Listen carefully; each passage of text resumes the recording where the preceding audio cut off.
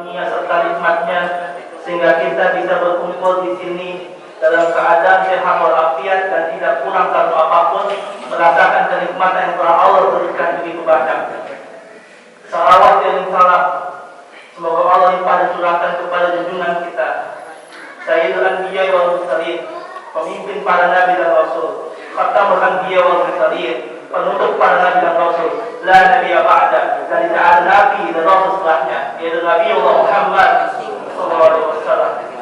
Dan kita berharap kita yang duduk di sini di rumah Allah ini berharap syafaat darinya sehingga kita bisa selamat nanti di yaumul akhir.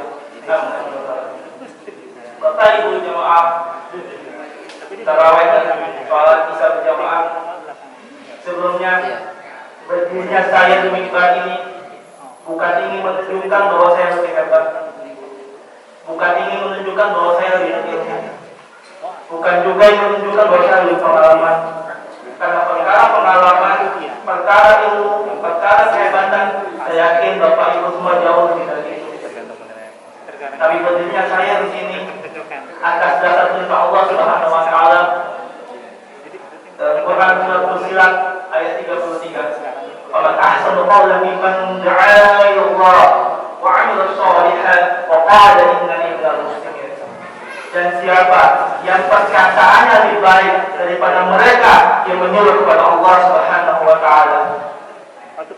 Da'a ila Allah, orangnya disebut dai, aktivitasnya disebut dakwah. Dan ayat ini menggunakan kata man. Dalam ilmu nahwu, dalam bahasa Arab, dalam bahasa itu dibagi dalam dua kata pada umumnya. Satu isim kata benda, dua fi'il kata kerja.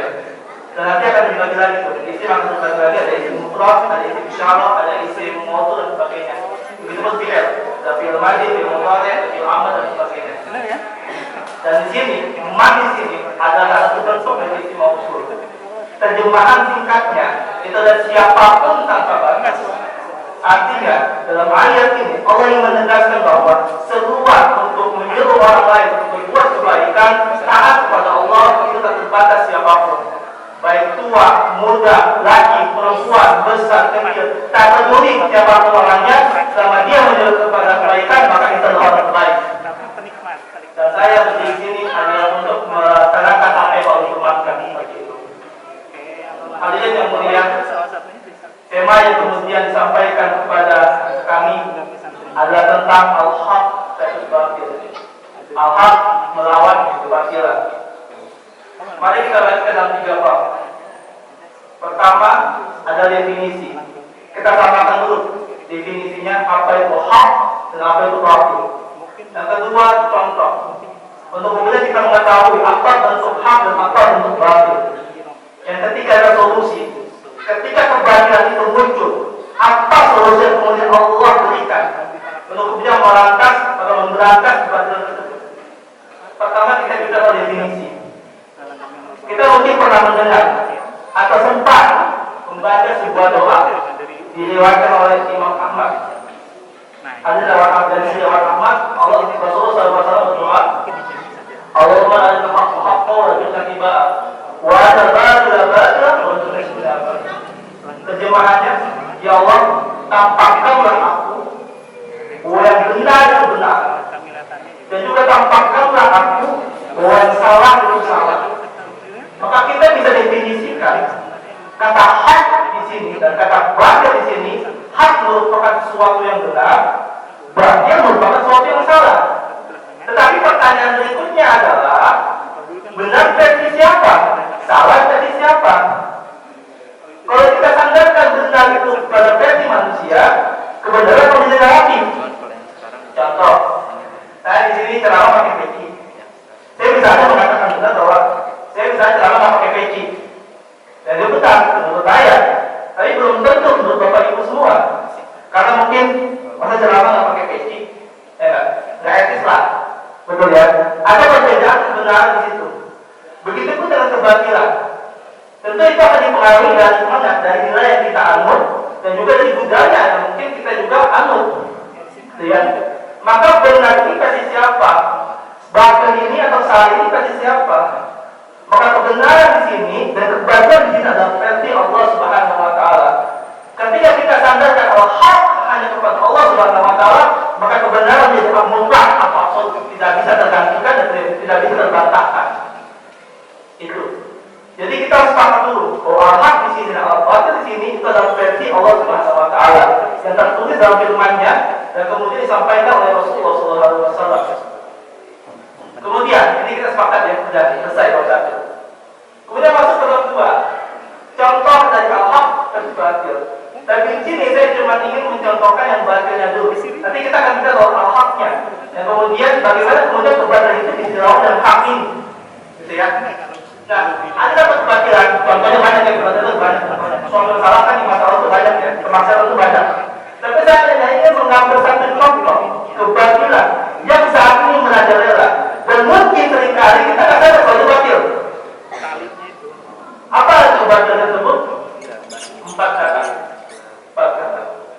R-I-B-A, riba. Hadirin yang mulia, Allah Subhanahu wa taala dengan tegas mengharamkan perkara riba. Ada beberapa dalil dalam Quran yang mengharamkan riba dan bahkan hadis Nabi SAW juga mengharamkannya. Salah satunya Quran surat Al-Baqarah ayat 28. Allah Subhanahu wa taala berfirman, "Ya ayyuhalladzina amanu taqullaha wa dharu ma baqiya minal riba in kuntum mu'minin." Wahai orang-orang yang beriman, bertakwalah kepada Allah Subhanahu wa taala dan tinggalkanlah riba. Tinggalkanlah riba. Dan Allah Subhanahu wa taala menegaskan kembali di ayat berikutnya bahwa siapa yang kemudian tidak meninggalkan riba, ini perkara yang sangat-sangat mengerikan. Bahwa siapa yang tidak meninggalkan riba, maka Allah dan Rasulnya akan menyatakan perang kepadanya. Kita lihat perang Ukraina Rusia aja udah serem. Ya, perang dunia aja kan udah serem. Ini apalagi perang dengan Allah dan Rasulnya. Ini mengerikan. Ya. Kemudian hadis Nabi SAW dikatakan, hadis lewat Tabrani, bahwa riba itu ada 72 pintu. Dan dosa riba itu ada 72 pintu. Dan pintu terendah, dosa terendah itu, mohon maaf sekali lagi saya mohon maaf atas mengucapkan, tapi saya sampaikan karena ini merupakan hadis. Dosa paling rendah itu sama seperti menjinahi ibu kandung sendiri. Hadis riwayat. Zina saja itu sudah berat hukumannya. Apalagi zina kepada ibu kandung sendiri. Memang ulama kemudian mendeskripsikan atau mendefinisikan hadis ini dalam segi periwayatannya ada perawi yang dinilai dhaif. Tapi ini tidak menghilangkan esensi riba sebagai sebuah dosa yang cukup berat, bahkan tidak sangat berat.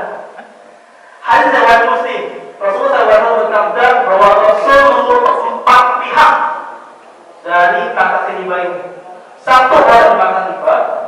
Kedua, orang kemudian melakukan aktivitas riba itu. Ketiga adalah pencatatnya. Dan yang keempat adalah 2 saksi yang kemudian melihat transaksi tersebut. Nah, sekarang kita sudah paham. Itulah dosa-dosa dari riba, dan itu sangat-sangat berat. Pertanyaan berikutnya adalah bagaimana cara riba? Mungkin kita sudah dengar tapi kita nggak tahu. Contohnya kayak gimana sih? Gitu ya. Saya kan contoh sederhana, meskipun derivasinya turunannya akan banyak. Tapi saya kan contoh sederhana saja dari kaidahnya, yaitu kullu qardin dalam bahwa riba. Setiap pinjaman yang diambil manfaatnya itu adalah riba. Contoh, ini ilmuwan sederhana saja. Misal, saya punya uang 10 juta. Kemudian saya mau kasih uang ada dana, misalkan ada dana, ini pinjam uang ke saya. Dia mau pinjam uang dong 10 juta. Buat apa? Buat modal nikah, misalnya. Nah, dan ketika saya kalau pinjam ke uang ada dana, saya nggak mau rugi. Jadi saya nggak mau rugi. Saya mau saya pinjamin ada dana 10 juta, ya. Tapi nanti bayarkan 11 bulan kemudian atau 12 bulan kemudian, tapi dengan tambahan 10%. Jadi yang dikembalikan ke saya 10 juta plus 10%. 10% dari 10 juta adalah 1 juta. Berarti total yang saya terima itu adalah 11 juta. 1 juta tambahan itu adalah riba. kemudian saya terima karena saya berhasil meminjamkan uang kepada ajaran. Gitu ya. Itu gambaran singkatnya dari gambaran singkatnya.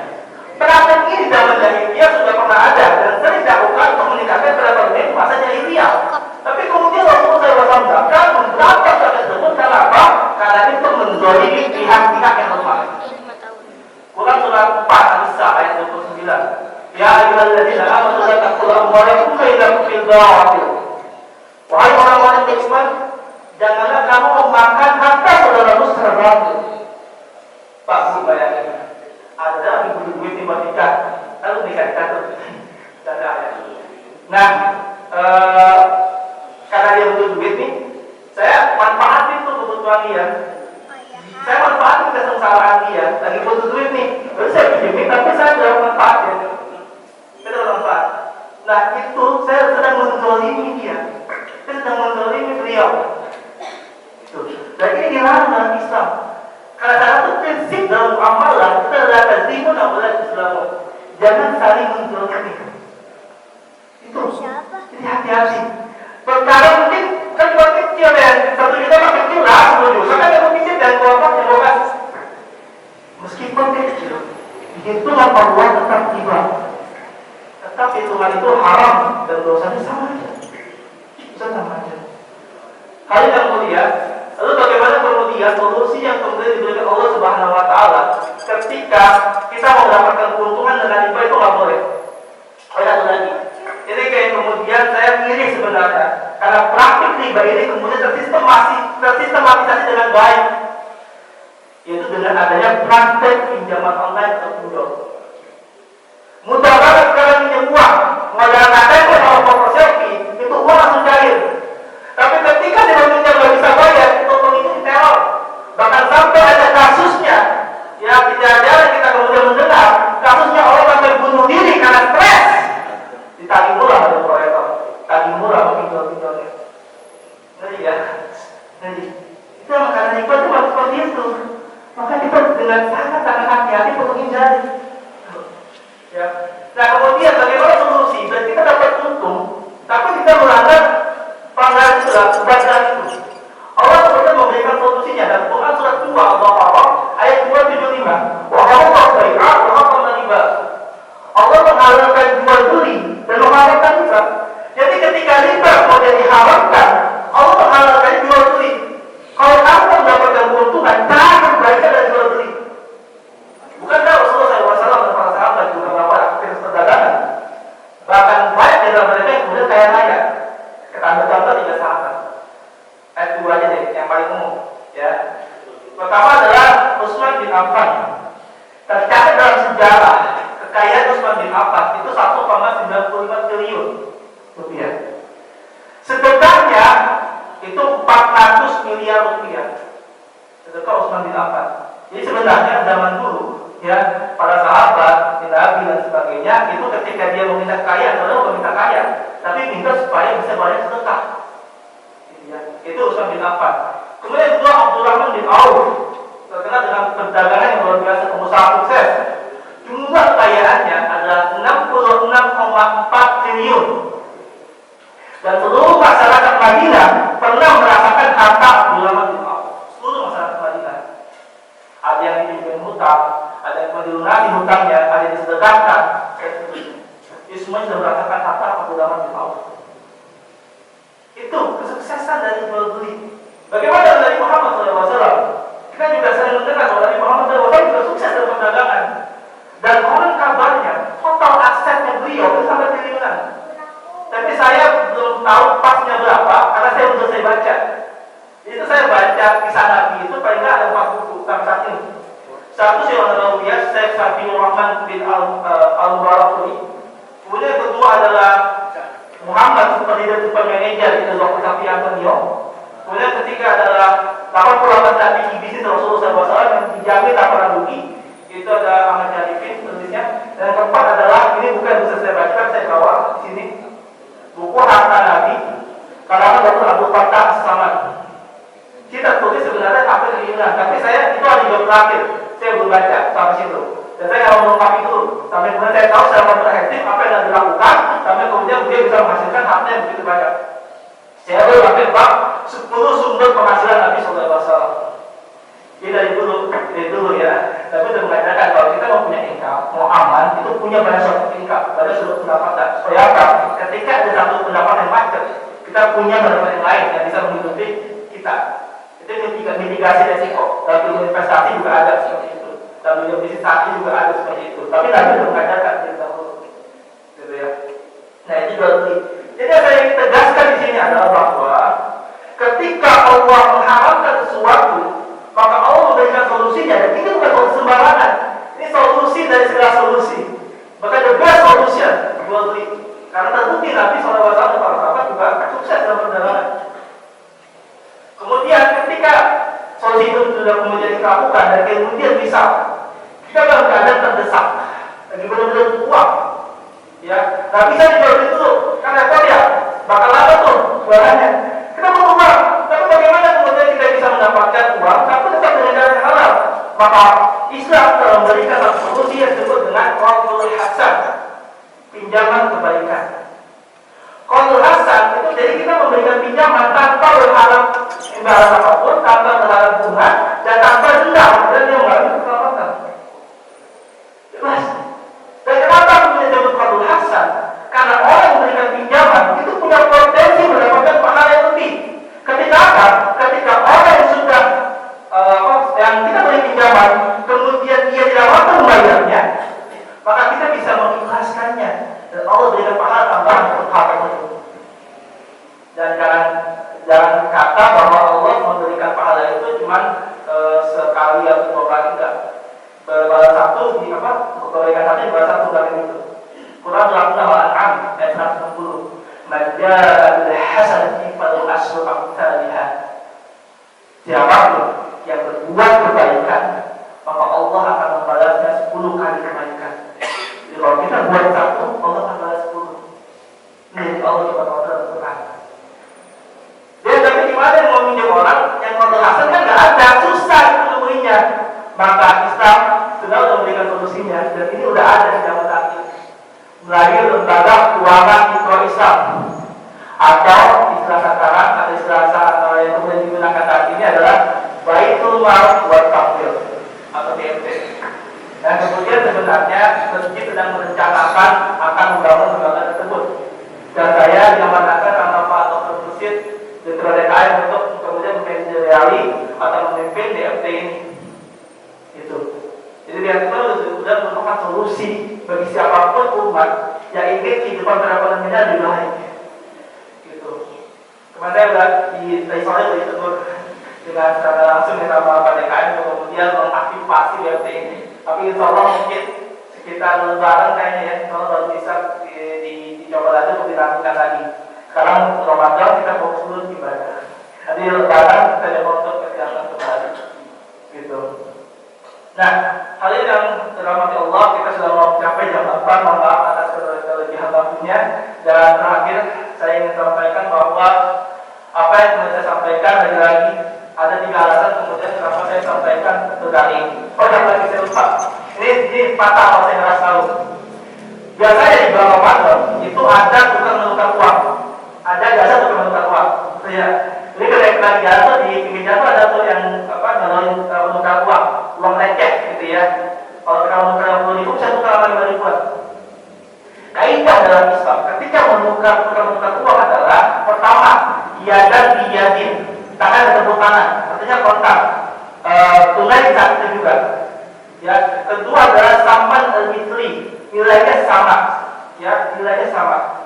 Jadi misalkan kalau saya mau menukar uang 50.000 dengan 5.000, maka saya harus dapatkan 5.000 itu berjumlah 10. Nggak boleh kurang. Karena kalau kurang, nah ini juga termasuk dalam riba.